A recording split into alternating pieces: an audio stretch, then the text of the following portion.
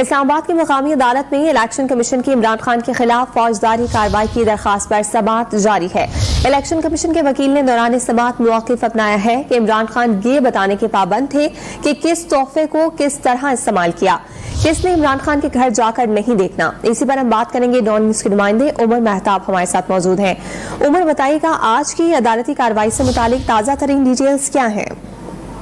جی بالکل، additional session جج ظفر Iqbal election commission کی عمران خان کے خلاف فوجداری کارروائی کی کمپلین پر سماعت کر رہے ہیں، اور دوران سماعت الیکشن کمیشن کے وکیل سعد حسن عدالت کے روبرو پیش ہوئے اور ان کی جانب سے دلائل دیے گئے کہ عمران خان نے کہا کہ توشہ خانہ کی رقم سے سڑک بنائی، وزیر اعظم کو کوئی تحفہ ملے تو توشہ خانہ میں جمع کروانا ہوتا ہے۔ 2018 میں قانون آیا کہ 20% رقم توشہ خانہ میں جمع کروا کر تحفہ حاصل کیا جا سکتا ہے۔ وکیل سعد حسن کا مزید کہنا تھا کہ تحریک انصاف کی حکومت نے 20 سے 50% رقم بڑھا دی، گھڑی کی قیمت 8.5 کروڑ لگائی گئی۔ الیکشن کمیشن کی جو سماعت ہے وہ اس وقت بھی جاری ہے، اور الیکشن کمیشن کے وکیل کی جانب سے دلائل جو ہیں وہ دیے جا رہے ہیں، اور یہ سماعت جو ہے ابھی بھی اس وقت بھی عدالت میں جاری ہے۔ جی، سماعت کا سلسلہ اس وقت بھی جاری ہے۔ بہت شکریہ عمر، آپ نے تازہ ترین معلومات فراہم کی۔